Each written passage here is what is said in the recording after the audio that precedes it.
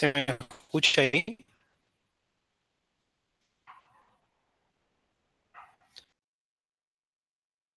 Bien, vamos a arrancar entonces con la clase de clustering. Primero, bueno, primero que nada, cualquier cosa me interrumpen, abren el micrófono en lo posible, si quieren por el chat también, pero mejor por el micrófono, ¿no? Primero vamos a dar un poco de contexto, entonces, en dónde estamos parados. Hoy nos toca ver, entonces, como decía, clustering. Estamos dentro del aprendizaje no supervisado. El aprendizaje no supervisado, habíamos hecho la diferencia entre el supervisado y no supervisado. Y el no supervisado involucra un conjunto de p variables, x1, x2, hasta xp, pero no tiene asociada una variable objetivo y a predecir. ¿Recuerdan cuando vimos en la primera clase de Machine Learning? Yo había dicho que Machine Learning estaba dentro de lo que es el aprendizaje supervisado, porque la idea era predecir una variable objetivo, un label que podía ser eh, categórico o podría ser numérico, estábamos en clasificación o en regresión. Dentro de lo que es aprendizaje no supervisado, queremos hacer otro tipo de cosas, como por ejemplo reducción de dimensiones, como vieron en la clase pasada con Juli, o en este caso, algoritmos de clustering. Entonces, la primera noción importante a entender es que no estamos queriendo predecir una variable objetivo, a pesar de que partimos del mismo lugar, que es en un dataset con n filas y m columnas, ¿sí? Entonces, ¿qué es lo que queremos hacer acá en clustering? Bueno, como habrán visto seguramente en los videos teóricos, la idea de clustering es agrupar a los datos de un set de datos en grupos llamados clusters, de forma tal de que todos los datos dentro de un mismo clúster sean similares entre sí, pero que sean diferentes a los del resto de los clusters.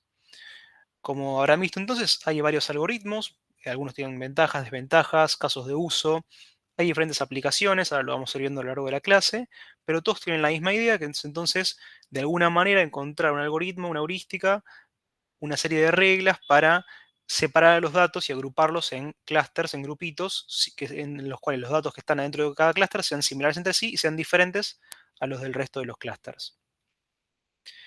Bien, entonces vamos a iniciar con el primer algoritmo que tenemos para el día de hoy, que es el de Cummings Clustering.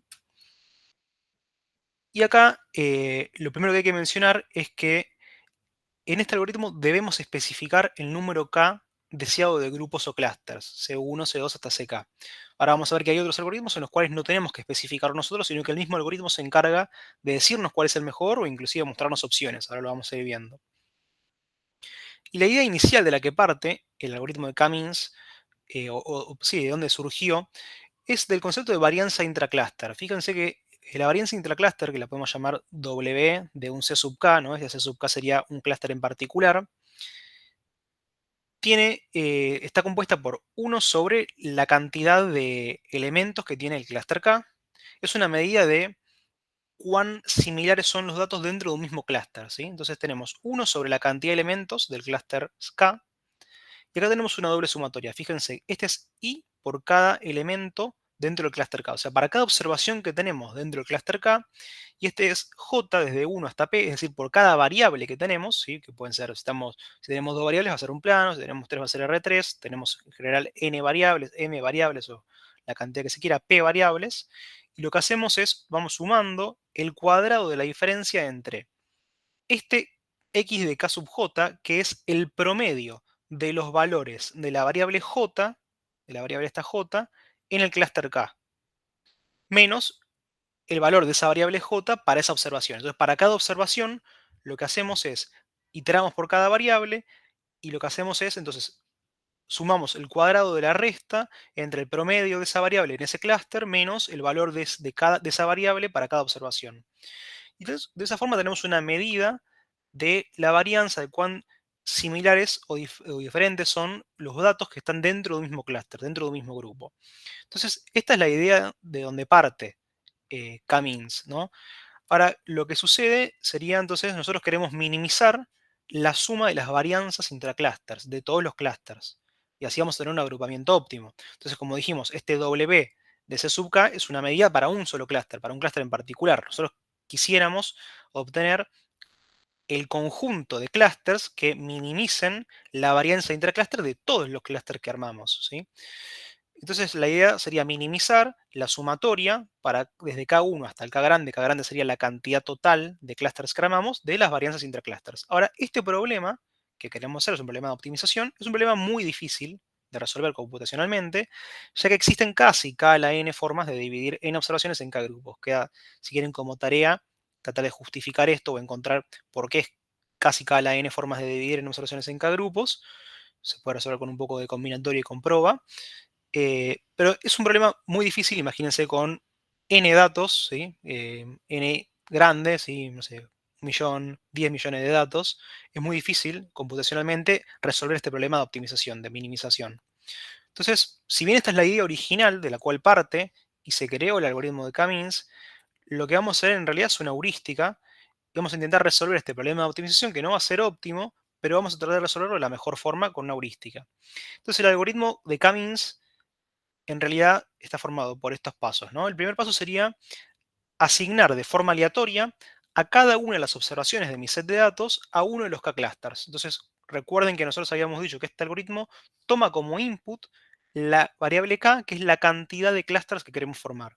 Entonces, en el primer paso, de forma aleatoria, a cada una de las observaciones de mi set de datos le asigno a uno de esos K-clusters. En el paso 2, lo que hago es, para cada uno de los K-clusters, calculo el centroide del clúster.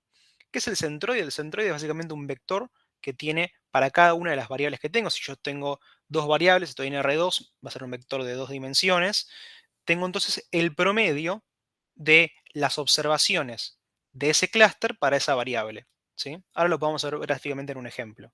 Entonces yo calculo el centroide del clúster, que es un vector entonces, y eso lo calculo para cada uno de los K-clusters.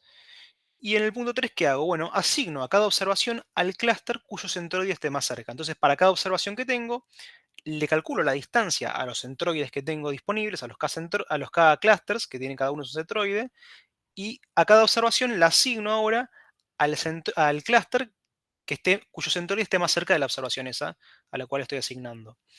Y en el paso 4 entonces vuelvo al paso 2 mientras las asignaciones siguen cambiando. En algún momento lo que va a pasar es que yo voy a calcular las distancias de todas mis observaciones a su clúster más cercano y lo que me va a dar es que esa observación ya está en su clúster más cercano, entonces ya no tengo que hacer ningún cambio y se termina el algoritmo. Ahora, mientras las asignaciones sigan cambiando, mientras en cada paso yo haga un cambio de una asignación, entonces voy a tener que volver al paso 2 e iterar de vuelta. Bien, vamos a verlo entonces con un ejemplo. Antes tenemos como parámetros que se pueden optimizar, como decíamos, la cantidad K de clusters, que tiene que ser un número entero positivo y tiene que ser mayor a 1 y menor a la cantidad de observaciones. No tiene sentido que sea 1 porque un clúster de 1 para eso no hago ningún algoritmo y un clúster con n grupitos, si n es la cantidad de observaciones, tampoco tiene sentido porque, bueno, es trivial, ¿sí? Bien, vamos a verlo con un ejemplo. Entonces, supónganse que tenemos este set de datos, tenemos dos dimensiones, tenemos x1 y x2, tenemos estas observaciones, y entonces vamos a usar K-means. Vamos a visualizar primero nuestros datos, los están eh, agrupados, distribuidos de esta forma, entonces, y el algoritmo decía que en el primer paso lo que teníamos que hacer era hacer un agrupamiento aleatorio, y vamos a elegir k igual a 2 en este caso, y vamos a hacer un agrupamiento aleatorio, es decir, que a cada una de mis observaciones la asigno de forma aleatoria o al clúster celeste o al clúster rojo. Entonces cada observación de mi set de datos va a quedar aleatoriamente asignada a uno de mis dos clústeres, porque yo definí como input al algoritmo que quiero clusters 2, quiero k igual a 2 clústeres. Entonces este es el primer paso del algoritmo. En una primera iteración, lo que hacíamos entonces era calcular los centroides de cada clúster. Fíjense que están acá los centroides, son estos dos puntos de acá. Fíjense que es un vector, básicamente, que tiene una coordenada para el x1 y una coordenada para el x2. Lo mismo para el rojo, que tiene el promedio de las x1 de las observaciones del clúster rojo y lo mismo para el clúster azul, en el caso del azul. Entonces calculo los centroides y ahora lo que tengo que hacer, decía el algoritmo, era calcular la distancia de cada punto del set de entrenamiento, no hay set de entrenamiento, acá es el set de datos, a cada uno de los centroides y decidir entonces si hay que cambiarlo o no según si el punto se encuentra ya en el centroide, ya se encuentra en el clúster cuyo centroide es más cercano, se mantiene. Si el punto se encuentra en un clúster que no es el del centroide más cercano, entonces lo tengo que cambiar. Entonces, por ejemplo, en el caso de este punto de acá, ¿qué hago? Calculo esta distancia a este clúster de acá y calculo esta distancia a este otro clúster de acá. Ahora, como la distancia al clúster celeste es más chica que la distancia al centroide del clúster rojo, entonces esta observación no cambia de clúster y se queda en el clúster celeste. Hago lo mismo para esta, va a pasar lo mismo, la distancia es más cerca al centroide del clúster celeste, entonces se mantiene en el clúster celeste. Pero fíjense qué pasa, por ejemplo, con, veamos, esta de acá. Esta observación de acá yo le voy a calcular la distancia al centroide del clúster celeste y la distancia al centroide del clúster rojo. Y como la distancia al centroide del clúster rojo es más chica que la distancia al centroide del clúster celeste, esta observación en mi iteración va a cambiar y va a pasar a ser ahora del otro color, va a pasar a ser de otro clúster.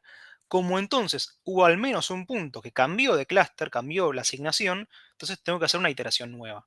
Entonces ahora, fíjense, en la segunda iteración, vuelvo a calcular mis centroides. Fíjense que ahora mis centroides están un poco más lejos, ¿sí? Que es la idea justamente. Yo quiero que los centroides de mi clúster estén lo más separados posibles entre sí, porque la idea era encontrar grupos que sean los datos de cada grupo que sean similares entre sí y diferentes a los del resto de los clústeres.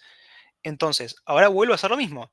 A esta observación le calculo la distancia al centroide del clúster celeste y la distancia al centroide del clúster rojo. Como la distancia del centroide del clúster celeste es más chica, se mantiene con este color y hago lo mismo y, por ejemplo, fíjense que estas dos observaciones cambian de color en esta iteración. Fíjense que ahora esta pasa a ser celeste porque está más cerca del centroide celeste y esta pasa a ser roja porque está más cerca del centroide rojo. Y como hubo un cambio de asignación, entonces tengo que hacer una iteración más. Entonces fíjense qué sucede en esta iteración. Calculo de vuelta los clústeres que están un poquitito más corridos ahora hacia las puntas y vuelvo a calcular las distancias de cada punto a los dos clústeres. Me fijo entonces si tengo que hacer un cambio porque de repente entonces el punto se encuentra más cerca del centroide de un clúster al cual no está asignado, entonces en ese caso lo cambio. Si no tengo que cambiar, entonces es la iteración final, como es en este caso. En este caso, cada punto se encuentra asignado al clúster cuyo centroide es más cercano. Y de esta forma entonces termina el algoritmo. Y fíjense que nos quedaron dos clústeres, que era la cantidad que habíamos especificado al inicio del algoritmo, y quedan de esta forma. Estas cuatro observaciones quedan asignadas al clúster 1 o al clúster celeste, y estas otras cuatro quedan asignadas al clúster rojo. Fíjense entonces que a priori no tenemos, como decíamos, una variable a predecir, no podemos de alguna manera medir cuán bueno o cuán mala es esta asignación. El algoritmo, ahora vamos a ver otro algoritmo con estos mismos datos y van a ver que da otra cosa. Podríamos haber obtenido un clúster de esta forma, por ejemplo, y el otro de esta otra forma, y si cae la igual a 3 o a 4 íbamos a tener otras asignaciones. A priori uno, como lo vemos en dos dimensiones, lo podemos graficar, tiene un poco de sentido lo que hicimos, tiene sentido los dos clústeres que nos quedaron, pero no es que hay una forma de validar si esto está bien o está mal, como hacíamos en clasificación, por ejemplo, que nos fijábamos si la clase predicha era igual a la clase real, y entonces ahí calculábamos una métrica de precisión, accuracy o lo que sea. No tenemos eso acá. Entonces acá, de alguna manera, en este caso lo podemos ver a ojo que está bien, y si no, entonces queda confiar, si se quiere, en la asignación que nos dio el algoritmo. ¿Alguna duda de Camins hasta acá?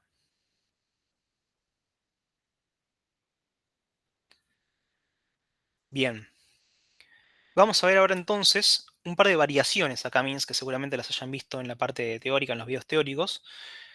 La primera es Camins que tiene como objetivo mejorar la inicialización de los centroides de los clústeres. Si recuerdan entonces, el primer paso de Camins es asignar a cada punto a un centroide de forma aleatoria.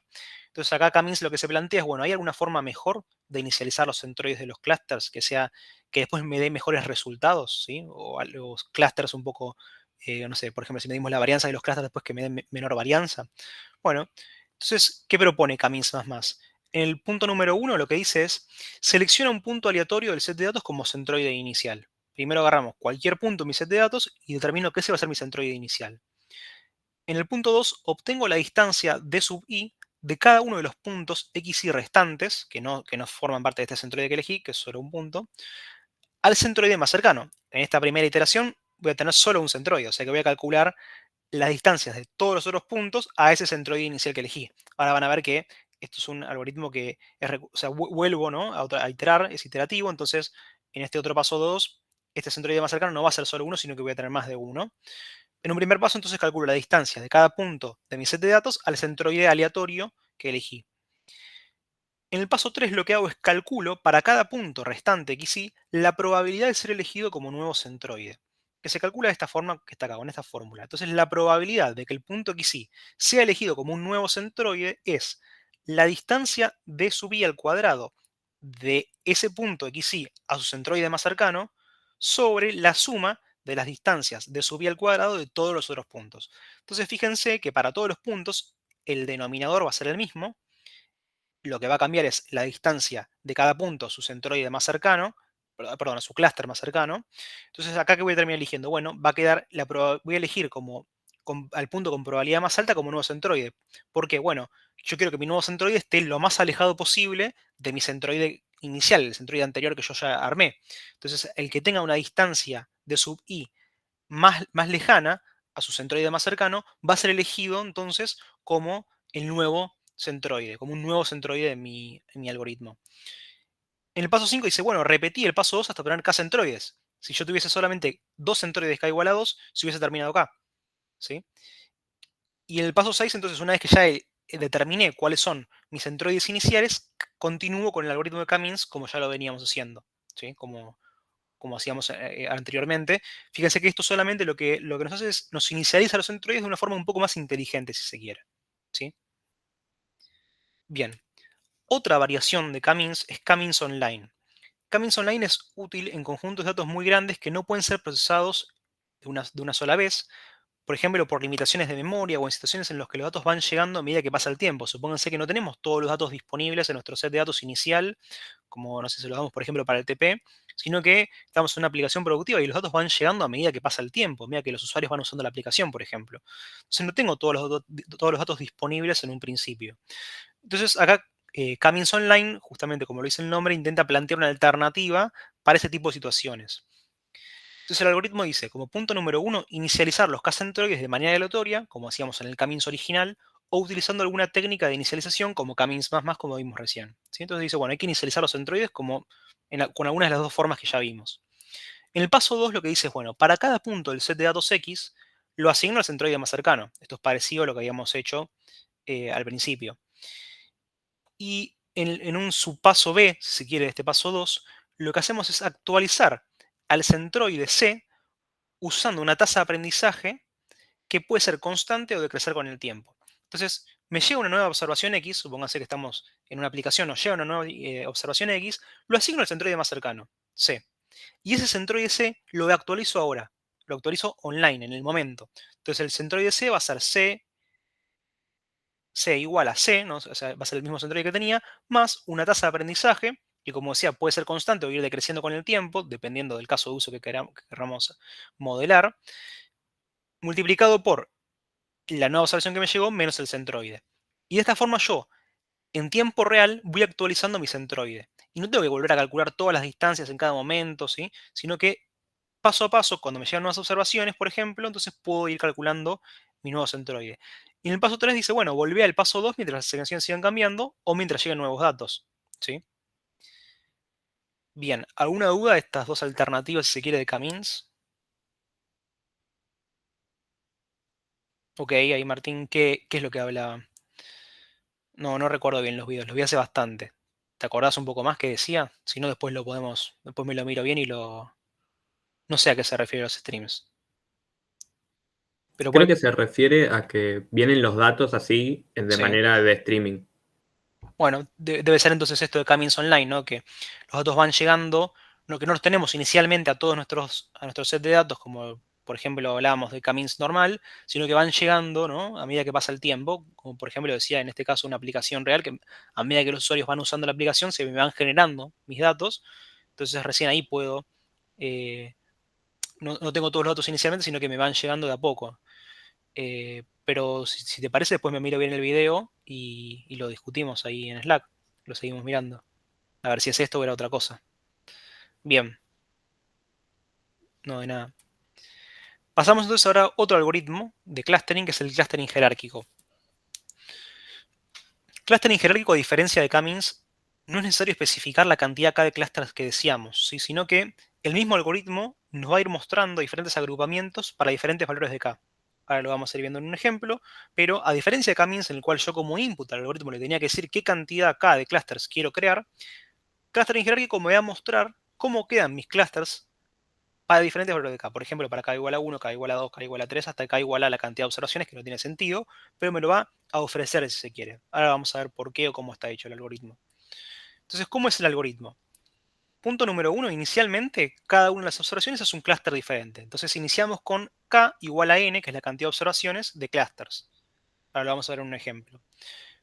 Paso número 2, para cada iteración desde i igual a n hasta 2, fíjense que hasta 1 no tiene sentido porque es lo que decíamos antes, y si todas las observaciones van a ser un solo clúster, entonces no tiene sentido hacer eso, es trivial.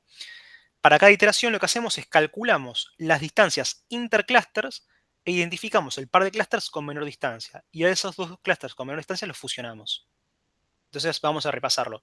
Decimos que inicialmente tenemos K igual a N clústeres. Cada observación es un clúster diferente.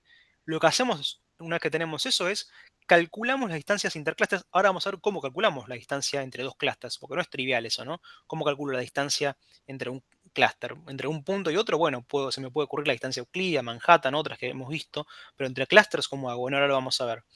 Entonces, inicialmente tenemos para cada observación un clúster y calculamos las distancias interclústeres de todos los clústeres, de todas las combinaciones de clústeres, y me fijo, bueno, ¿cuál es el par de clústeres con menor distancia? Bueno, son este y este, bueno, lo fusiono. Y ahora tenemos un clúster menos, si se quiere. K igual a n menos un clúster, ¿sí? Y así lo vamos haciendo hasta que nos lleguemos a dos clústeres, ¿sí?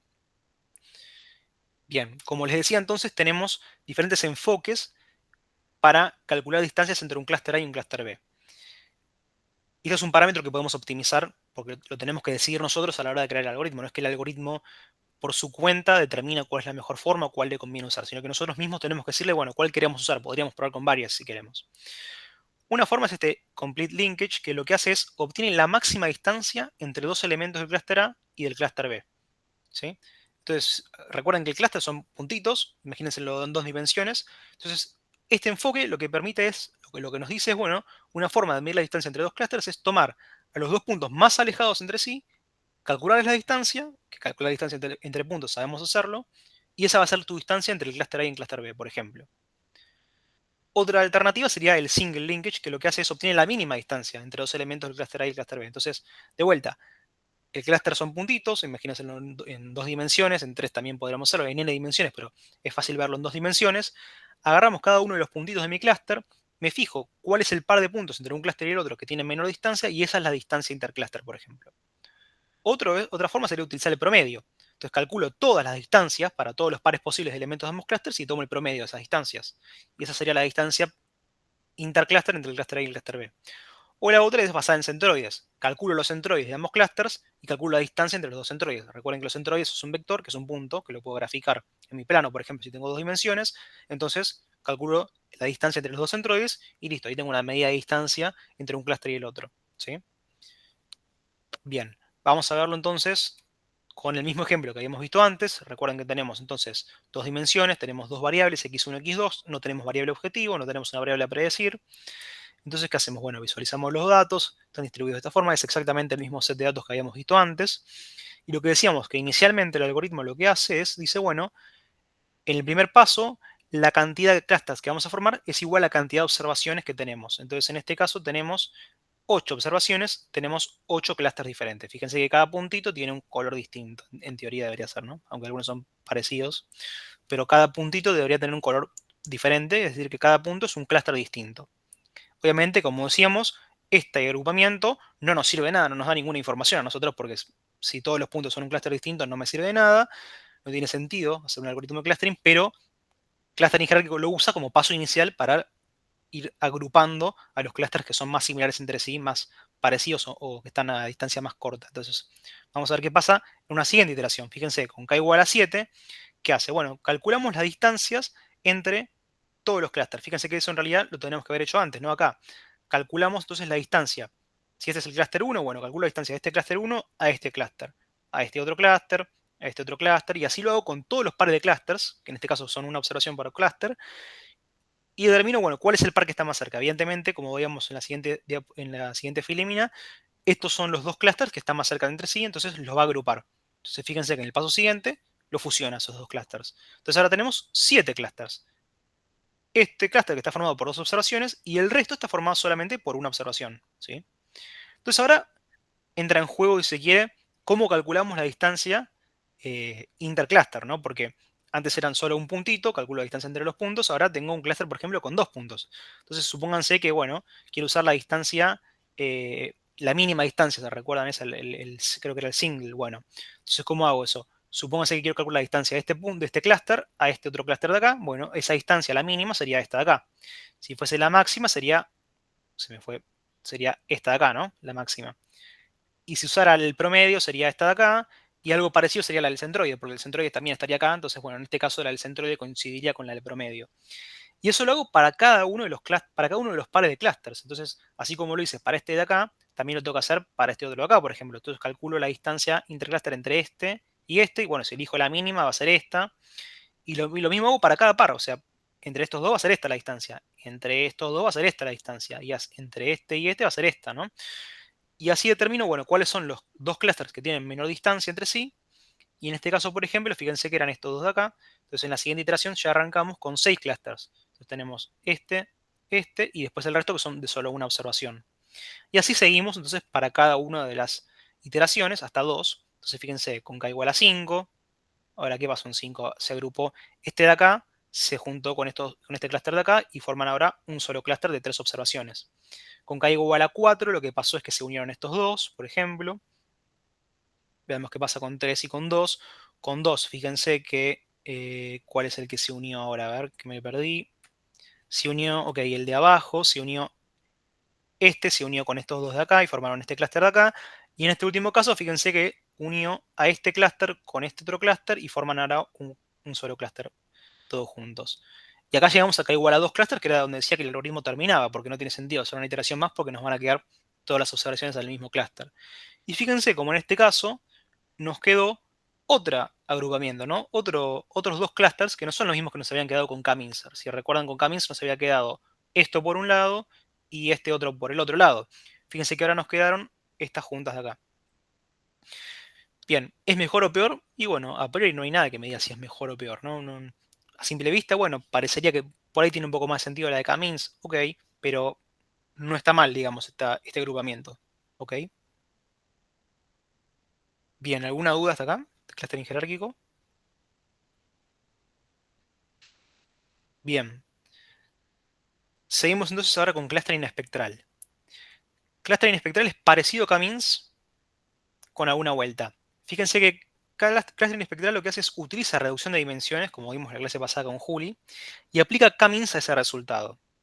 Es muy útil clustering espectral para detectar formas de clúster arbitrarias. Ahora también lo vamos a ver un ratito en la notebook. Vamos a ver un ejemplo con un clúster que tiene un set de datos que tiene forma un poco arbitraria, por ejemplo, cuando de alguna forma tiene, no sé, una parte metida dentro de la otra, un grupito, si se quiere a simple vista, uno lo ve en 2 dimensiones y un grupito está insertado dentro del otro, por ejemplo, y es medio difícil separarlos.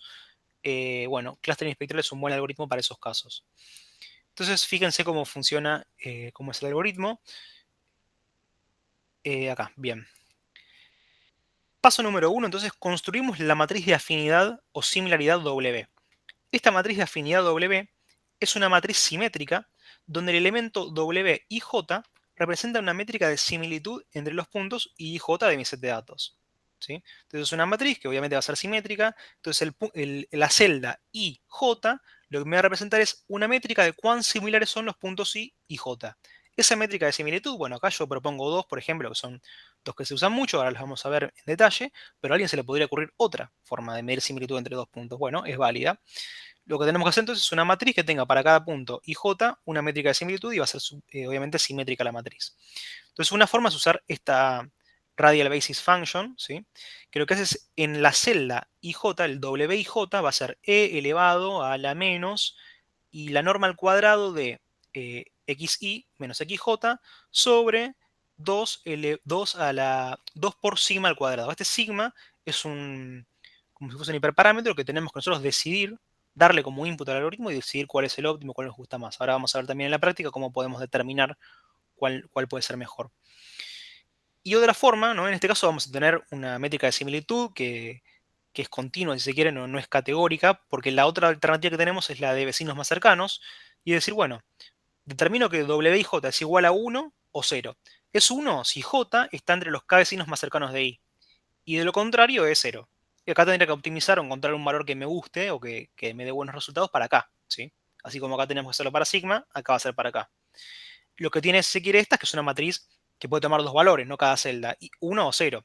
En esta otra, bueno, tomará un valor continuo, si se quiere, de similitud, ¿sí? Pero ambas son formas de medir similitud entre dos puntos. Bien, una vez que construimos nuestra matriz W, tenemos que construir la matriz laplaciana. Esta matriz laplaciana es L y está formada por D menos W. W es la matriz que vimos recién. Y D es una matriz diagonal, es decir, que todos sus elementos son ceros salvo la diagonal, que en el elemento D y I tiene la suma de las afinidades del nodo I. Es un poco lo que habíamos visto recién. O sea, recuerden que tenemos en la matriz W, la matriz de afinidad, teníamos en cada celda la afinidad o la similitud entre el punto I con el J. Y bueno, lo que hacemos acá es para cada punto, ¿no?, de nuestra diagonal, sumamos las similitudes que tiene ese punto con el resto de los puntos del set de datos. Entonces nos va a quedar la matriz diagonal. Y L, entonces, es la resta entre la matriz D con la matriz W. Para esta matriz laplaciana, bueno, ahora hacemos reducción de dimensiones. Obtenemos los autovalores y los autovectores. Creamos una matriz U formada por los k autovectores asociados a los k autovalores más chicos de L y aplicamos K-means a la matriz de U. Es decir, que una vez que tenemos la matriz U formada, aplicamos K-means como lo veníamos haciendo antes, ¿sí? ¿Alguna duda hasta acá? Y acá, bueno, quedó que como parámetros que se pueden optimizar sería sigma si usamos el RBF como métrica de afinidad, y K, que sería la cantidad de clústeres a formar, que debe ser un número entero positivo, bueno, mayor a 1 y menor a la cantidad de n observaciones. ¿Alguna duda hasta acá?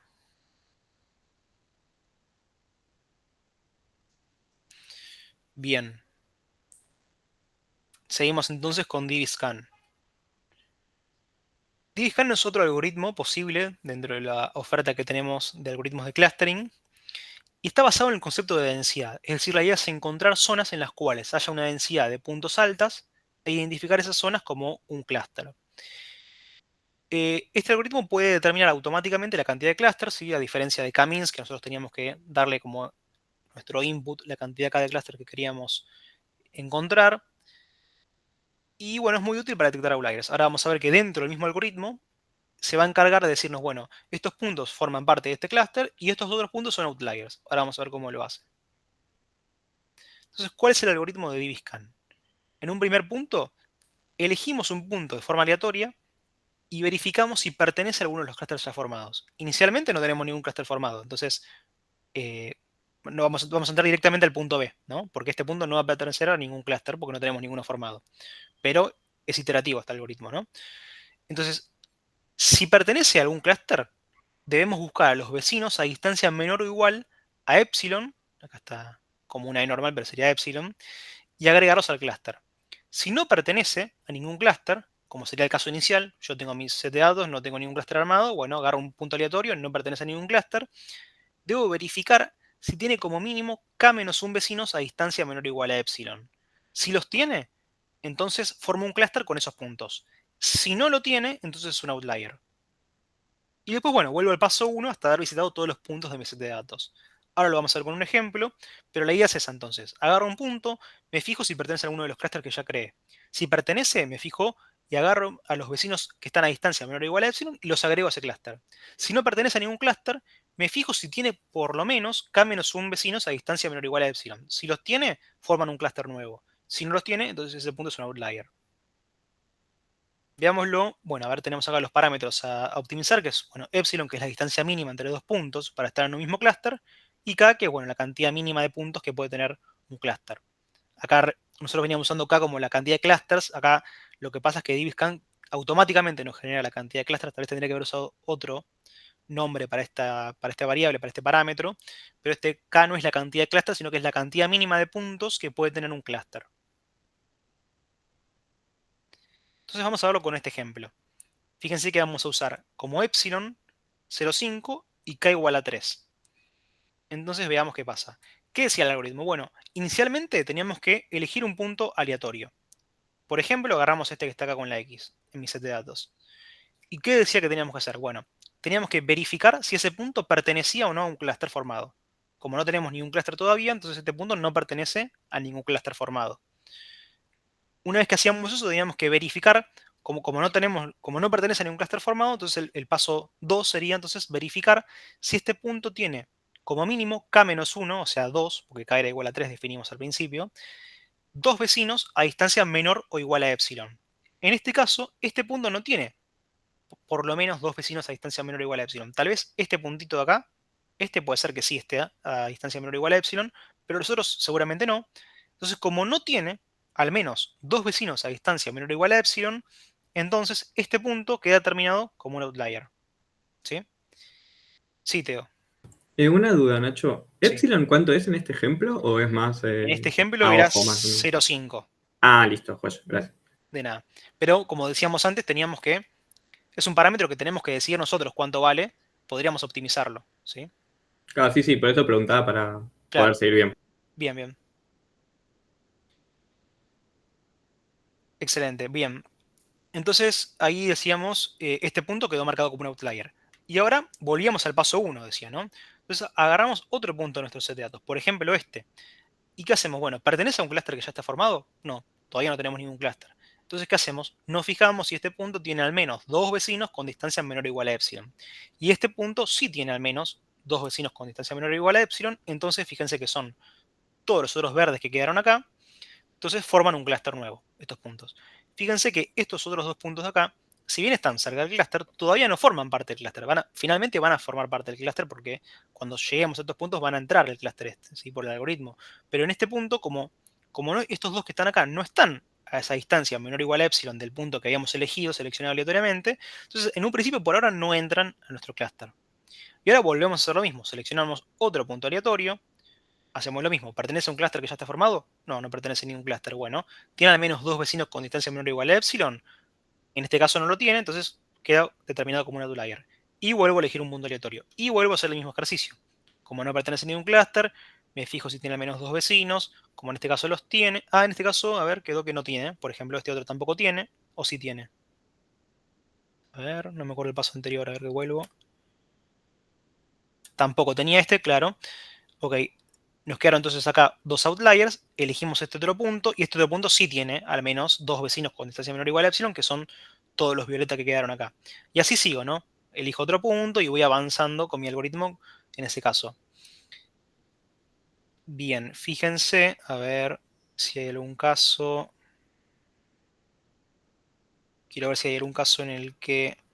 Fíjense que en algún momento, por ejemplo, llegamos acá. A ver. Estamos acá, por ejemplo. Y acá entonces, bueno, este punto no pertenece a ningún clúster formado, pero como tiene al menos dos vecinos con distancia menor o igual a epsilon, entonces forma parte del clúster que ya estaba armado acá. Quería ver si hay algún caso, a ver si, a ver este caso. O sea, yo estoy buscando a ver si en algún momento entramos en el punto este de acá, ¿no? Que ya elegir un punto que ya pertenezca a un clúster y buscamos entonces los vecinos a distancia menor o igual a epsilon y los agregamos al clúster, ¿no? O sea, no el punto de crear un nuevo clúster, sino cuando ya elegimos un punto que ya está en el clúster, entonces atrapamos nuevos vecinos, pero ya forman parte de ese clúster. No sé si me quedó ese ejemplo, esa. A ver. Bueno, creo que no quedó en este caso, pero bueno, quedará después para que lo miremos, pero forma parte del algoritmo si se quiere. Y en este caso, fíjense que nos quedaron finalmente cuatro clusters y nos quedaron tres outliers. Bien, ¿alguna duda hasta acá? Si no, podemos pasar ya a la parte más práctica.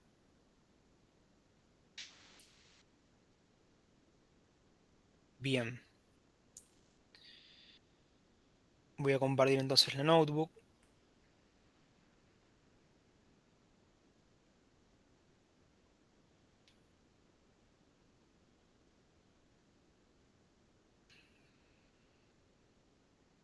Bien, se ve bien ahí, ¿no? Sí, Excelente. Bien, primero entonces vamos a importar pandas, vamos a importar esta librería Plotly Express para hacer algunos plots en 3D. Y acá lo que vamos a hacer es, vamos a traernos este dataset IRIS, que es un dataset bastante conocido, seguramente muchos de ustedes ya lo hayan visto en algún momento, o tal vez lo conozcan, que tiene, a ver si lo puedo mostrar, tiene para diferentes observaciones de una familia de plantas que puede ser de 3 especies distintas: setosa, virgínica o versicolor, una cosa así, son las 3 especies dentro de esa familia de plantas. Tiene diferentes observaciones sobre sus sépalo y pétalo, ¿sí?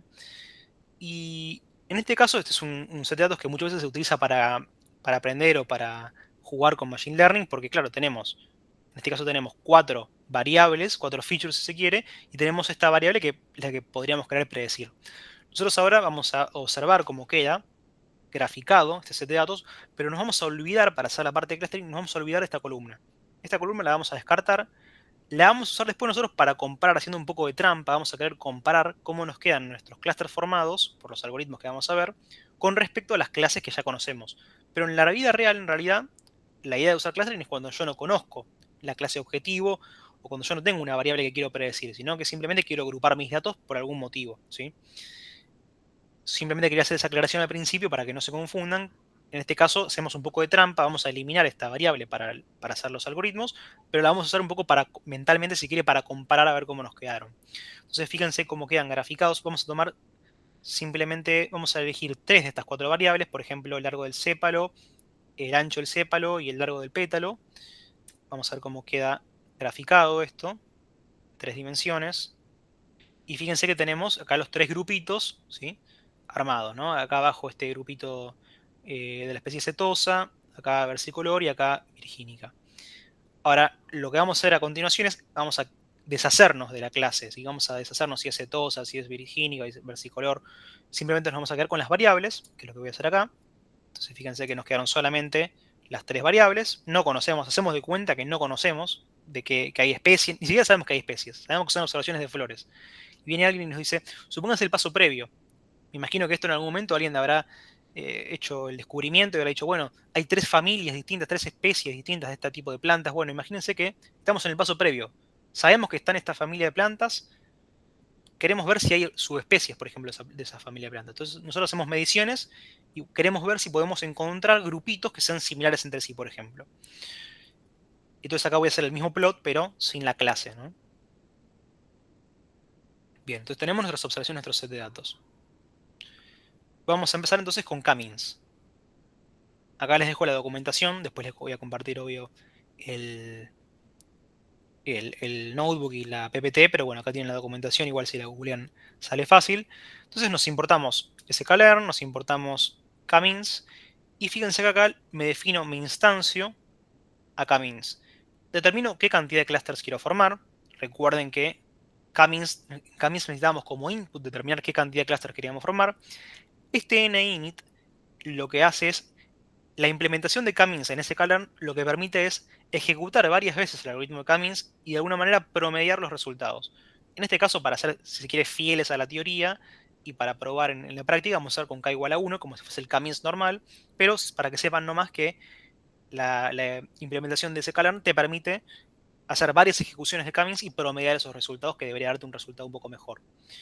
Y bueno, como sabíamos que tenemos inicialización aleatoria de nuestros centroides, de nuestros clusters, tenemos que determinar una semilla aleatoria para poder reproducir nuestros datos. Bien, entonces instanciamos K-means y le hacemos un fit con nuestro set de datos. Y ahí nos quedó fiteado el K-means. Entonces fíjense que acá los labels que nos crea, nosotros habíamos pedido 3 clases, entonces determina que algunas observaciones son de la clase 1, otros van a ser del cluster 2 y otros van a ser del cluster 0. ¿Sí? Y vamos entonces a plotear cómo queda esto ahora. Vamos a compararlo mentalmente con lo que nosotros ya sabemos haciendo trampa, ¿no? Entonces fíjense que habiendo hecho trampa y sabiendo que en realidad ya existen familias de plantas y sabemos que tienen un nombre y sabemos cuáles son de cada familia, podemos ver que nos quedaron bastante parecidos a lo que nosotros veíamos con las clases originales, ¿sí? Fíjense que este grupito quedó perfecto y estos dos, bueno, tal vez haya alguno que esté en otra familia, pero la separación está bastante bien. Y de vuelta, quiero que quede bien claro que estamos haciendo trampa en el sentido que ya sabemos que hay clases, que sabemos que podemos compararlo con lo que las familias que ya conocemos del set de datos inicial, pero en la realidad, cuando hacemos un algoritmo clustering, no tenemos ese input, no sabemos eso, ¿sí? Bien, y ahora entonces, como decíamos, tenemos que determinar nosotros de alguna forma qué valor de K queremos usar.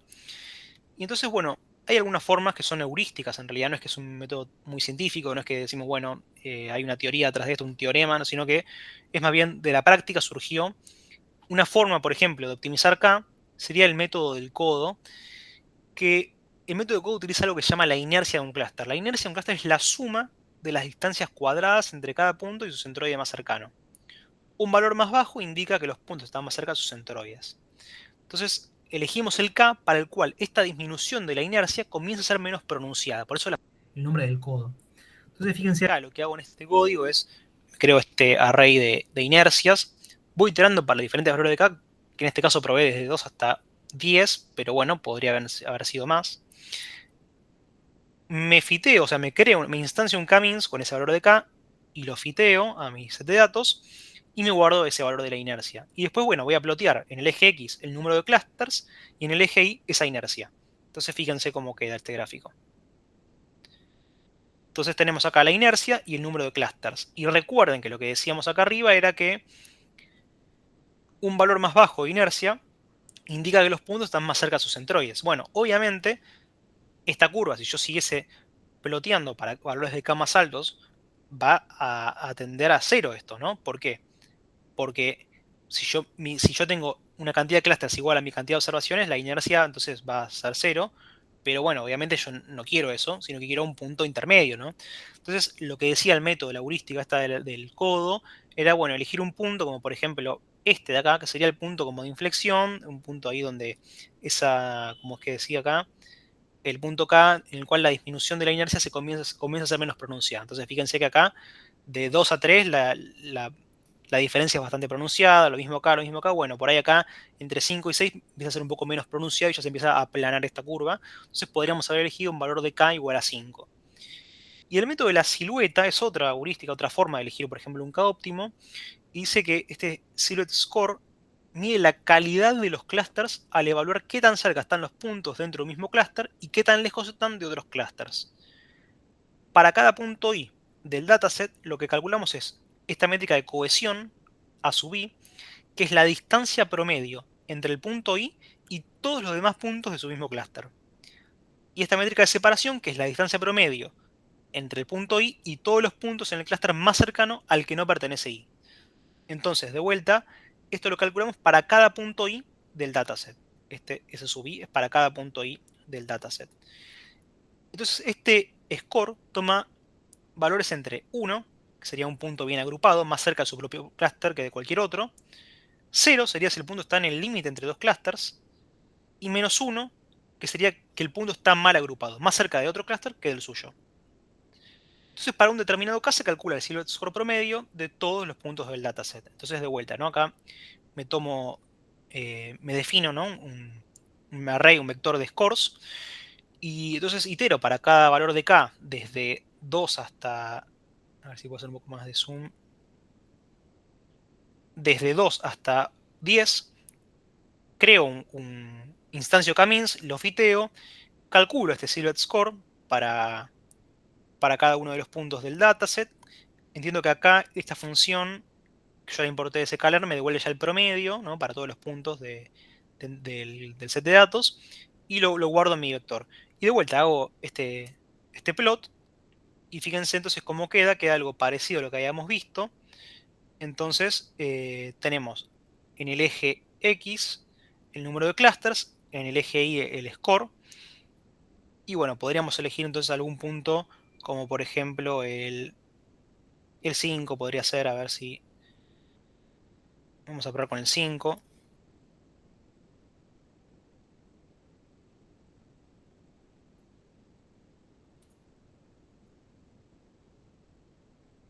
Y vamos a ver cómo queda la agrupación.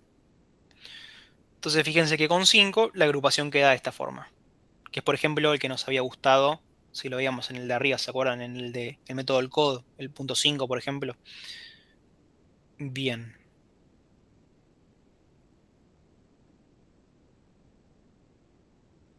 Claro, en el método del codo tenemos que elegir el punto este como medio de inflexión del codo, y en el de la silueta entonces tenemos que elegir el punto más cercano al uno, si se quiere, ¿no? Entiendo que esto es así. Entonces, por ejemplo, si usáramos el método de la silueta, hubiésemos elegido, por ejemplo, K igual a 2 porque es el que tiene el silhouette score más alto. Entonces, por ejemplo, ¿qué pasa con K igual a 2? Vamos a probar también.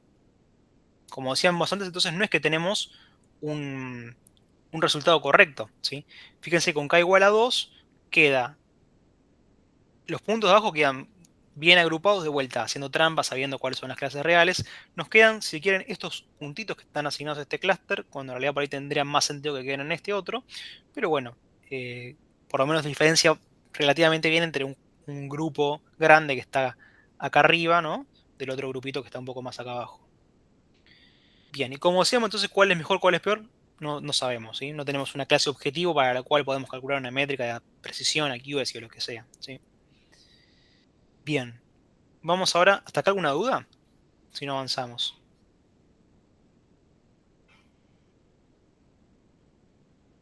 Bien, ahí me quedó colgada que me preguntaban qué era la inercia. No sé si lo respondí, pero lo podemos volver a ver. En el chat me preguntan qué era la inercia. Fíjense que acá lo que decíamos que la inercia de un clúster es la suma de las distancias cuadradas entre cada punto y su centroide más cercano. Un valor más bajo indica que los puntos están más cerca de sus centroides. ¿Ok?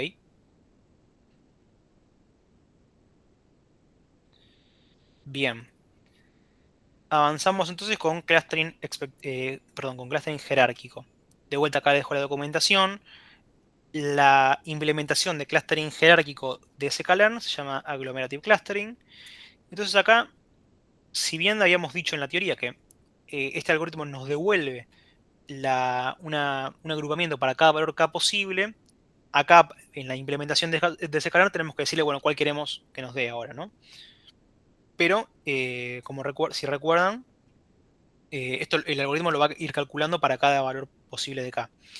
Y sí tenemos que especificar cuál es la forma de medir la distancia intercluster. Por ejemplo, vamos a usar la complete. Y en este caso vamos a usar k igual a 2 para comparar con lo que nos había pasado acá un poco arriba, ¿no? Con el método de la silueta. Vamos a ver qué pasa ahora con clustering jerárquico. Entonces, bueno, instanciamos agglomerative clustering, le hacemos un fit, vemos cómo quedan nuestros clusters, ¿sí? Nosotros pedimos dos clusters, así que vamos a tener los ceros y los unos. Y vamos a plotearlo para visualmente ver cómo queda. Y fíjense que acá queda un poco, queda diferente al que habíamos visto antes, con K-means. Pero bueno, está bien, a simple vista uno podría decir, ok, estos puntos por ahí están más cerca de este y tendría más sentido que estén más cerca formando un solo clúster. Bueno, podría ser, pero bueno, eh, nada, en este caso tenemos tres dimensiones, lo podemos visualizar. Si tenemos n dimensiones, va a ser imposible que a simple vista podamos decidir si nos gusta más o menos. Pero bueno, son formas, son algoritmos distintos que dan distintos resultados. Bien, vamos con clustering espectral, que acá de vuelta dejo la documentación. Hacemos algo parecido, entonces nos importamos la clase, la instanciamos, por ejemplo, con k igual a 2 clusters, y acá podemos ver la matriz de afinidad, ok, que ahora no está, debe haber cambiado el nombre, bueno, queda también ahí como tarea después ver, entrar a la documentación y ver por qué, o cómo se llama ahora la matriz de afinidad. Le hacemos un fit a nuestros datos, debe ser porque no le hice fit a mis datos, a ver o no, claro, porque no le hice fit a mis datos, es claramente. Bien, vamos a ponerlo acá abajo entonces. Entonces le hacemos fit y una vez que hacemos fit a nuestros datos podemos ver cómo nos queda la matriz de afinidad. Esta celda está vacía. Podemos ver los labels cómo quedan, con las clases 1 y las clases 0. Y acá podemos plotearlo de vuelta para ver qué diferencia hay con k igual a 2. Y fíjense que acá si se quiere llegamos a la forma que haciendo trampa nos parece un poco mejor, ¿sí? O a simple vista, ¿no? Viéndolo, porque podemos plotearlo en tres dimensiones, podemos ver que, bueno, tiene más sentido este agrupamiento que el que habíamos visto en el paso anterior, ¿no? Bien, y podemos seguir un poco más optimizando acá, de la misma forma que habíamos hecho antes, con por ejemplo el método de la silueta. Y podemos, por ejemplo, de vuelta elegir k igual a 2, porque es el que tiene el score más alto. Pero k igual a 2 es el que habíamos hecho antes, ¿no? Así que nos va a dar el mismo resultado. Bien, sí, es el mismo resultado porque es el que habíamos probado antes. Bien, tal vez podamos hacer un k igual a 3 para probar a ver qué pasa con k igual a 3, que era para hacer trampa con las clases iniciales que conocíamos, ¿no? De vuelta haciendo trampa. A ver cómo queda con k igual a 3. Fíjense que con k igual a 3 queda, no sé si está exactamente igual que las clases que habíamos visto al principio, pero bastante bien, ¿no? Bien. Y vamos a ver acá un ejemplo para entender la ventaja de clustering espectral. Recuerdan que yo había dicho que clustering espectral era muy útil en los casos que teníamos figuras o formas complejas en nuestro set de datos, por ejemplo, una forma insertada dentro de la otra, datos dentro de los otros. Entonces vamos a usar la función esta makeMoons de sklearn que nos crea, fíjense cómo va a ser mejor si lo miran, ¿no? Si lo visualizan. Vamos a crear 200 observaciones que tengan esta forma como de dos lunas, que están como, si se quiere, una insertada dentro de la otra, ¿no? Y está bien, de vuelta, ¿no? Estamos haciendo un poco de trampa porque podemos visualizar nuestros datos, sabemos que tienen esta forma especial. Si tuviésemos, no sé, 100 dimensiones, a simple vista no podríamos tal vez ver qué forma tienen, pero vamos a entender la ventaja con este ejemplo. Entonces fíjense que primero vamos a usar un k-means para ver qué pasa con un k-means, ¿no? Decimos, bueno, queremos dos clusters, porque a priori nosotros visualizamos que tenemos así dos grupos que podemos ver a simple vista. Le hacemos un fit, vemos los labels y ¿qué estoy haciendo acá? Ah, bien, acá estoy ploteando entonces cómo quedan los clusters para cada observación. Fíjense que, a ver, nos da dos clusters, el cluster 0 y el cluster 1, pero no logra comprender ese patrón, ¿no? Esa forma que tenían nuestros datos de Muna, ¿no? De Muna, de luna, ¿no? De media luna. Entonces, Cummins, bueno, nos da un agrupamiento. Vamos a ver qué pasa con clustering espectral, que era justamente el que se destacaba, si se quiere, en este tipo de set de datos. Fíjense que acá, como affinity, como forma de crear la matriz de afinidad, le estoy diciendo, bueno, usa los vecinos más cercanos, ¿sí? En el caso anterior habíamos usado la matriz de afinidad. Vamos a usar ahora, por ejemplo, para probar los vecinos más cercanos. Obviamente usamos la semilla aleatoria. Hacemos el fit y vemos cómo quedan ahora. Y fíjense que ahora con el clustering espectral nos quedó bastante mejor. No es el ideal que uno hubiese querido si se quiere, pero quedó mejor que lo que nos había quedado con K-means, ¿sí? Bien, ¿hasta acá alguna duda?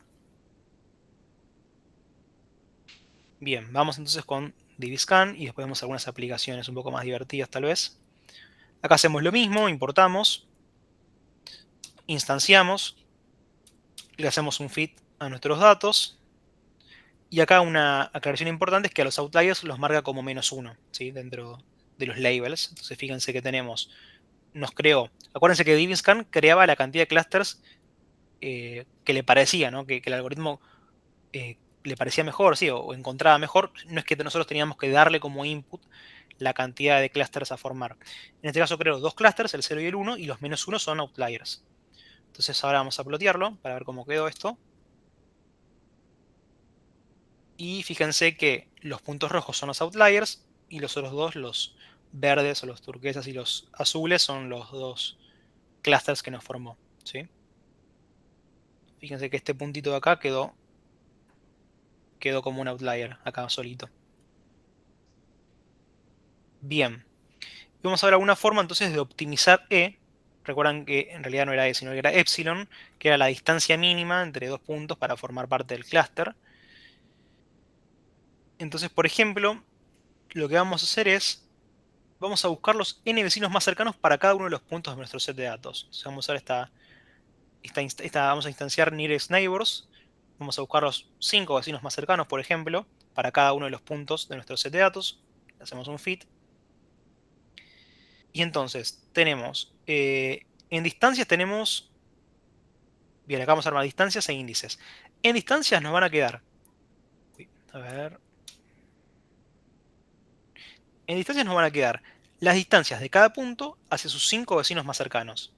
Y en índices nos van a quedar los índices de los vecinos más cercanos para cada punto en el conjunto de datos. Entonces, vamos a hacer eso y vamos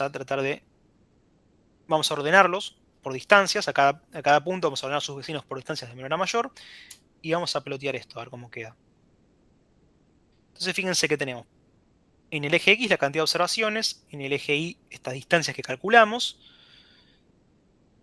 Y bueno, tendríamos que, por ejemplo, elegir un epsilon de vuelta, ¿no? Podríamos elegir usando como el método del codo, ¿no? Sería un punto interesante. Por ejemplo, un 0,4, ¿no? Que es acá un punto de inflexión que tiene la distancia. Y vamos a ver qué pasa con un epsilon de 0,4, a ver cómo nos quedan ahora las clases y los outliers con 0,4. Bueno, fíjense que ahora con 0,4 nos quedaron más outliers. Tal vez 0,4 era una distancia, un epsilon, ¿no? Bastante chiquito. Entonces por eso hay muchos que en el caso anterior habría que ver, podremos ver en la documentación cuál es el epsilon default, que seguramente sea más grande, lo podemos buscar después. Pero con este epsilon un poco más chico, que es el que a priori este método que hicimos, ¿no? de graficar la cantidad de observaciones y las distancias, es el que por ahí mejor nos daba, ¿no? O el punto de inflexión, bueno, nos queda más outliers en este caso. Que de vuelta, nosotros no sabemos a priori si son outliers o no. Nosotros sabemos, vimos el set de datos original, conocíamos esos labels haciendo trampa, pero no sabemos si en realidad son outliers o no, ¿no? Bien, ¿alguna duda hasta acá? Si no, pasamos acá con algunas implementaciones y aplicaciones un poco más divertidas. Bien, vamos a usar ahora Cummings, el algoritmo de Cummings de clustering, para comprimir una imagen. ¿Cómo sería esto? La idea sería, podemos reemplazar a cada píxel, recuerden que una imagen está compuesta, por ejemplo, si una imagen en RGB es, cada píxel de la imagen tiene tres valores posibles para los tres colores de RGB. Entonces es un array que tiene adentro, ¿no? Los tres, una tupla, una lista con los tres colores de cada píxel. Entonces, ¿cuál sería la idea? Bueno, lo que podríamos hacer es usar eso, insertarlo dentro de un algoritmo de clustering, como por ejemplo K-means, y podríamos entonces agrupar a los píxeles en n grupitos, en k grupos, ¿no? En k clusters, y luego entonces lo que podríamos hacer es, en vez de guardarnos la imagen con los tres valores para cada píxel, nos guardamos cada píxel a qué clúster pertenece. Supóngase que hicimos cada clúster, bueno, el píxel 1 pertenece al clúster 1, el píxel 2 pertenece al clúster 8, por ejemplo, y así, para cada píxel, en vez de guardarnos tres valores, nos guardamos solo un valor. Y después tendríamos que guardarnos adicionalmente los centroides de cada uno de los clústeres que formamos. Entonces, fíjense cómo podemos reducir en 2/3 el almacenamiento de una imagen, ¿no? La memoria que necesitamos para almacenar una imagen la estamos comprimiendo. Porque en vez de guardar los tres valores de cada píxel, nos quedamos con solo uno, que es el int, el entero, que indica a qué clúster pertenece cada píxel. Y después, obviamente, nos tenemos que guardar los k valores de los centroides de cada clúster que formamos. Fíjense, lo vamos a hacer ahora con un ejemplo. Por ejemplo, podemos usar esta librería IO. Me voy a importar ahí de mi drive una foto de Maradona, pero podríamos haberlo hecho con cualquier otra foto. Y fíjense, lo que vamos a hacer acá es, vamos a ver qué cantidad de filas y columnas tenemos, que es lo que me devuelve el punto shape. Obviamente tenemos, entonces dijimos, tres dimensiones, ¿no? Porque teníamos los tres valores de los tres colores. Vamos a convertirlo esto a dos dimensiones, vamos a hacer un reshape. Fíjense cómo queda ahora esto con el reshape. Y a esto entonces lo que vamos a hacer es vamos a aplicarle un K-means. Entonces, perdón, acá me olvidé de decir, ¿no? Que quedó una columna para cada uno de estos tres valores de colores y después nos quedaron todos los píxeles. Vamos a aplicarle un K-means, por ejemplo, vamos a primero hacer vamos a probar con K igual a 2. ¿Qué pasa con K igual a 2 clusters? O sea, quiero que se entienda qué es lo que vamos a hacer.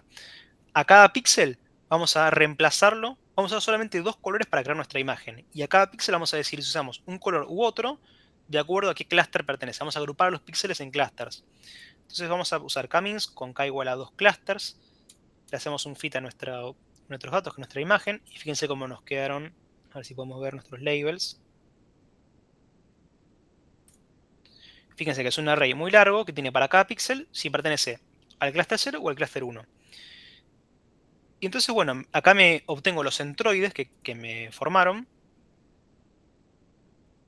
Claro, este vector, este array lo que tiene es, para cada píxel, tiene el valor del centroide más cercano. Fíjense que son solamente dos valores posibles, porque solo tenemos dos centroides, porque tenemos solamente dos clusters. Entonces, fíjense que las primeras tres observaciones pertenecen al clúster 0, que tienen este centroide que está repetido para cada observación. Esto lo hago ahora para plotear la imagen, pero si yo tuviese que almacenarla, simplemente con almacenar un 1 o un 0, y después me almaceno los dos centroides por separado, ya está. Ahora, para graficarla necesito crearme este array, ¿no? Entonces acá, imagen comprimida, bueno, cambio el tipo de datos de los centroides, le hago un reshape para poder usar este io.imshow. Y fíjense cómo queda la imagen con solamente dos clusters. sea, estamos usando solamente dos colores, y para decir qué color tiene cada píxel, bueno, nos fijamos, entonces los agrupamos y nos fijamos a qué clúster pertenece. Fíjense que obviamente la imagen no se ve igual que la original, pero la forma se ve. Yo creo que si yo llevo esta imagen y pregunto por la calle en Argentina, en Buenos Aires, quién es esta persona, todo el mundo sabe quién es. ¿Qué pasa ahora si usamos un valor un poco más alto de K, no? Vamos a probar con K igual a 10.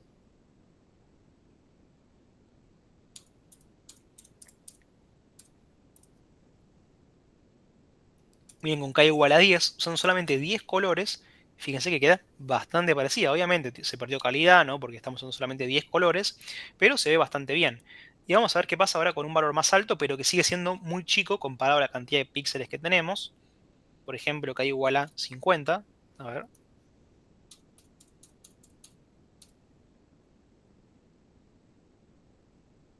Con K igual a 50, la verdad, parece una imagen real. Parece que no, ¿no? Si la vemos con respecto al original, está bien, la original tiene un poco más de detalle, pero se ve bastante, bastante bien. Y fíjense cómo podemos comprimir y ahorrar, por ejemplo, 2/3 de la memoria para almacenar esta foto. Bien, ¿alguna duda de este ejemplo?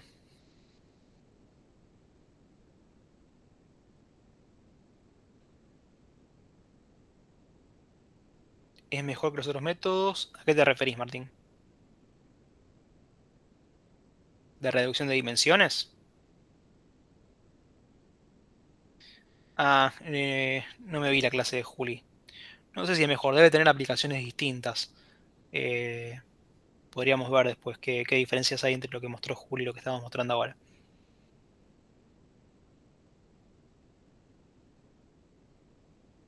Bien, y vamos a ver otro ejemplo que es de recomendación de canciones, ¿no? Pero este ejemplo lo podríamos un poco pensar como si fuese un poco más extenso, ¿no? No como recomendación de canciones, sino ¿qué pasa si queremos agrupar algo real, ¿no? Acá estamos viendo un set de datos de juguete, pero imagínense que hay una empresa que tiene usuarios, tiene clientes, y de repente quisiese agrupar, por ejemplo, por una campaña de marketing, y quisiese armar, no sé, 10 grupos de clientes que sean similares entre sí, diferentes al resto de los clientes, y bueno, quiere armar esos grupitos, pero no es que conoce, no es que sabe que este cliente pertenece a tal otra clase y este otro pertenece a tal otra clase. No tenemos clases de clientes, sino que queremos nosotros crearnos nuestras clases, nuestros grupos de clientes. Y después con eso, bueno, haremos una campaña de marketing o lo que sea, ¿no? Pero nosotros nos encargan eso, por ejemplo. Bueno, acá vamos a hacer algo parecido, pero con canciones. ¿Qué pasa si tenemos un montón de canciones, queremos agruparlas en grupitos y después, por ejemplo, esas canciones queremos, eh, cuando alguien nos pregunta, nos dice una canción, bueno, tal vez vamos a usar este algoritmo de clustering para recomendar más canciones, porque ¿qué podríamos hacer? Nos llega la canción que nos preguntan, nos fijamos en qué clúster quedó esa canción y lo podemos recomendar todas las otras canciones que están en ese clúster que comparte con la canción que nos pidieron. Entonces vamos a hacer algo de ese estilo. Tengo este set de datos que tiene esta forma, fíjense. Tenemos muchas canciones. A ver, vamos a hacer un poco menos de zoom. Tenemos, ¿cuántas tenemos? A ver, 170.000 canciones. Y fíjense, bueno, para cada canción tenemos, bueno, los artistas. Acá está el nombre de la canción, si no estoy equivocado. Bueno, un ID, año, fecha. Pero después tenemos algunas métricas, algunas features que son numéricas y hablan de cómo es la canción. Por ejemplo, la danzabilidad. Bueno, puede ser la duración, la energía que tiene la canción. No sabemos cómo se mide eso, o por ahí alguien sabe, pero no importa para el ejemplo. La cuestión es que nos dan este set de datos, nos dicen, tenemos estas canciones, tienen estas variables, cada canción tiene estos valores, por ejemplo, no sé, instrumentales o loudness. Bueno, tenemos varias. Vamos a quedarnos entonces primero vamos a quedarnos acá con los nombres. Esto nos va a servir después para recomendar. Acá nos quedamos solamente con los nombres de cada canción. Y acá nos vamos a quedar con estas features, estas variables que son numéricas y hablan de cómo es la canción en cuestión que tenemos, ¿no? En cada caso. Entonces nos quedó este set de datos.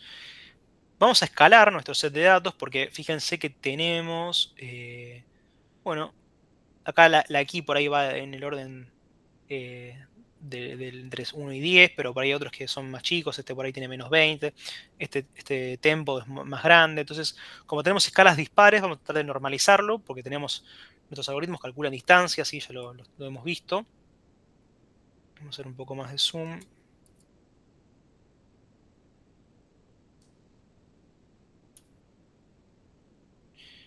A ver, ahí.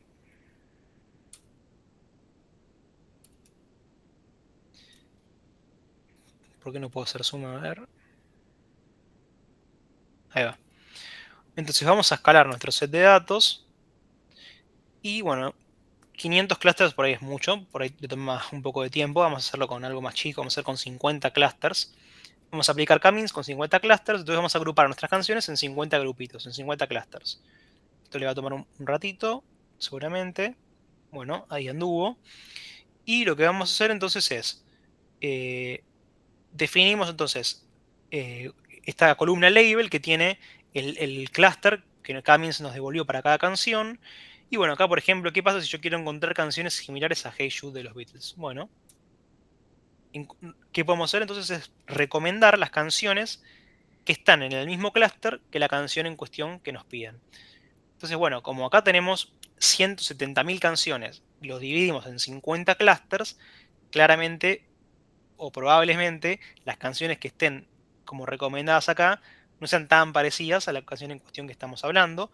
Pero ¿qué pasaría si en vez de 50 clusters pudiésemos hacer, no sé, 10.000 clusters? Bueno, ya cada clúster va a tener muchas menos observaciones y van a ser más similares entre sí las observaciones de cada clúster. Entonces, bueno, acá alguien puede ver y decir, esto es un poco una mezcla y un poco de todo.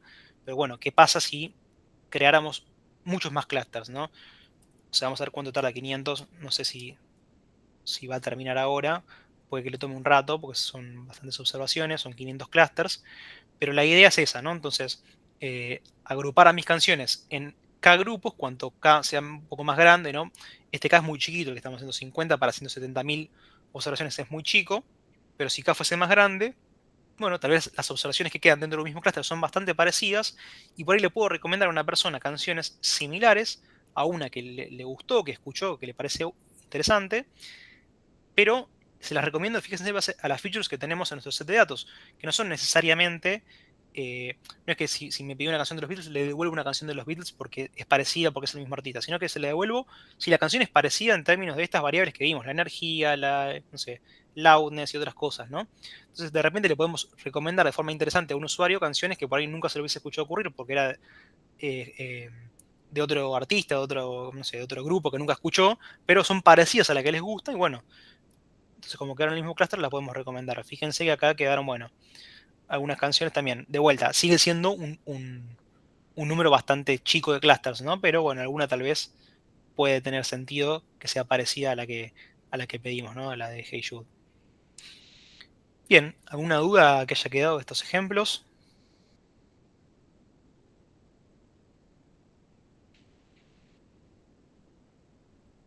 Bien.